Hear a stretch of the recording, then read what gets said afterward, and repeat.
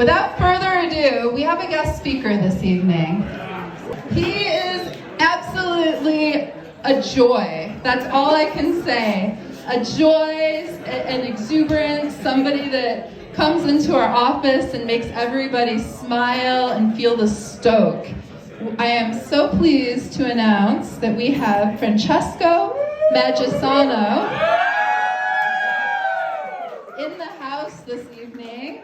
He is the director of Achilles International, New York region. He is a marathoner. He is a triathlete, the first person with a disability to complete an ultra triathlon.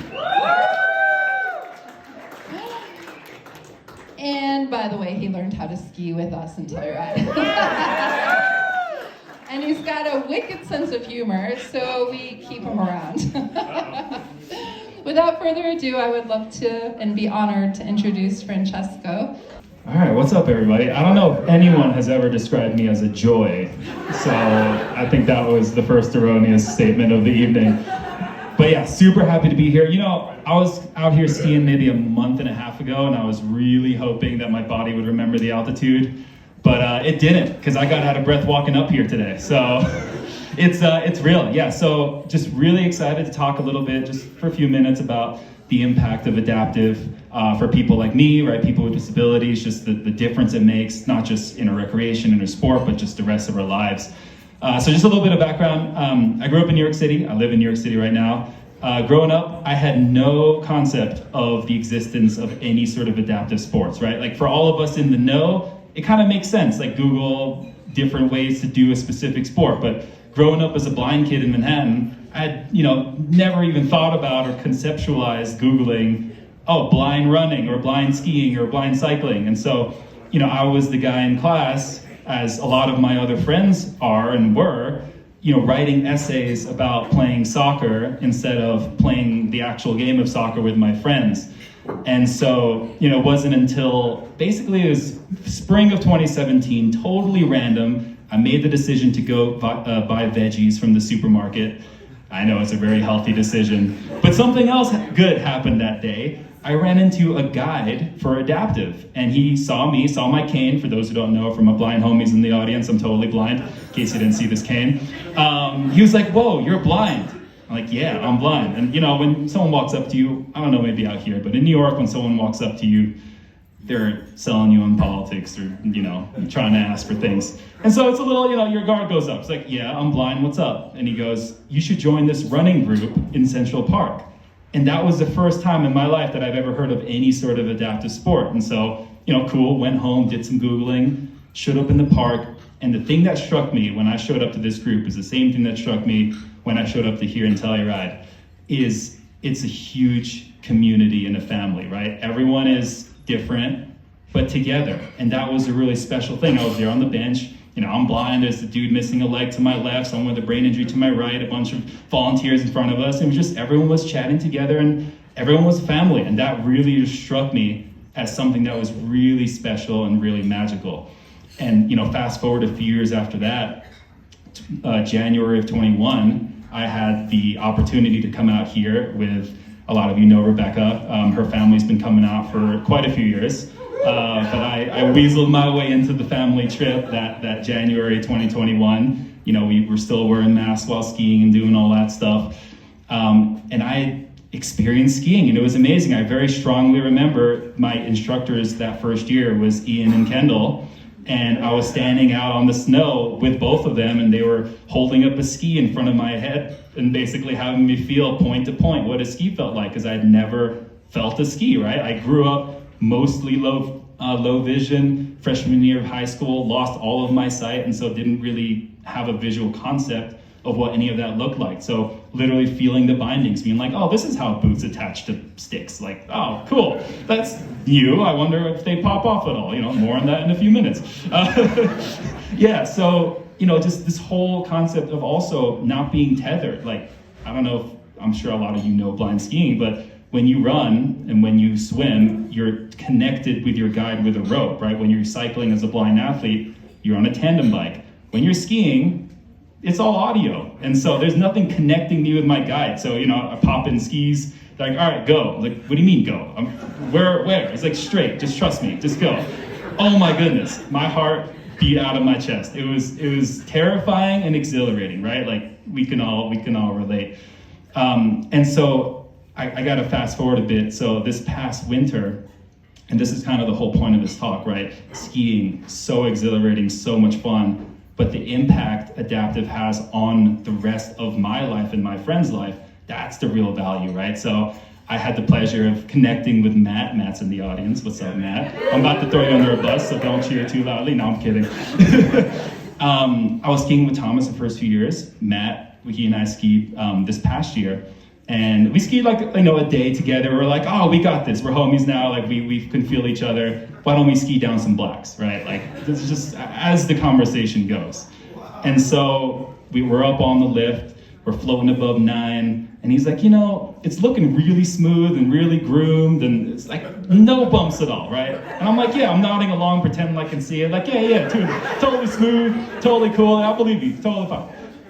30 seconds into the run, I was like, this is like the choppiest, there's like craters and the side. I know, I can exaggerate because I didn't see it, so you all have to believe me. So yeah, there's like valleys and craters and ridges and all these things going down the hill. I was like, oh my God, what's going on?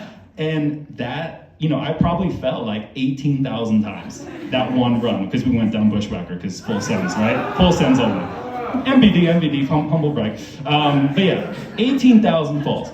Literally every single turn, he'd be like, all right, 2, 3, and left. Oh no, you fell. And then I fell. And then I, push myself back up. He's like, all right, make a left turn, left, 2, 3, and right. Oh, you fell again. And it was literally like that the entire way down. And I was thinking, like, it's such a fight or flight situation, right? Where like, you're gonna fall, you're in this fight or flight, like you have no idea what's going on, this terror is hitting you, you don't see whatever. And it's the same feeling I get, right before the starting gun of a race goes off, right before I'm about to get up on stage and talk for a bunch of minutes and rely only on my memory because I can't see a piece of paper and keep my notes straight, so if I go off track, that's why.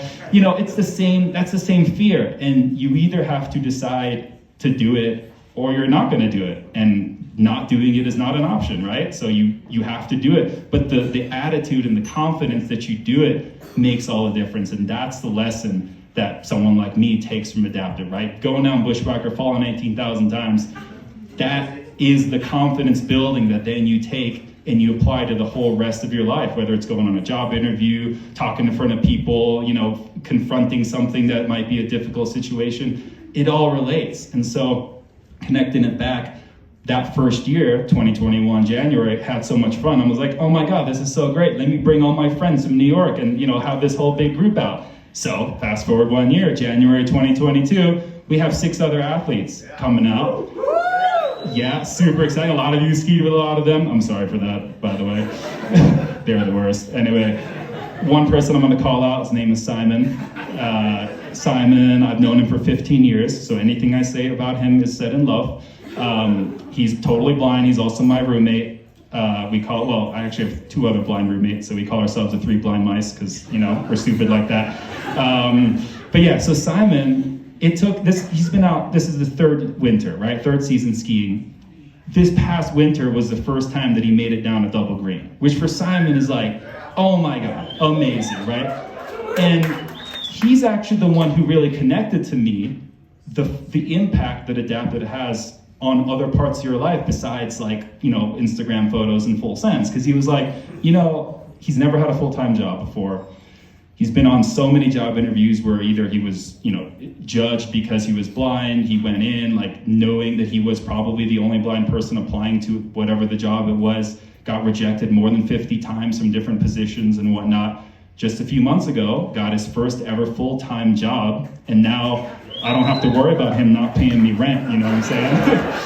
But he literally was the knowledge of falling, picking yourself back up, continuing to ski, just faith, right? Stick with the fundamentals, just do the things you need to do. Even if you fail, you just pick yourself back up and keep going. That literally is what kept him going through all of those job interviews, right? So that's really what connected it for me, and that's why I thought about this whole talk.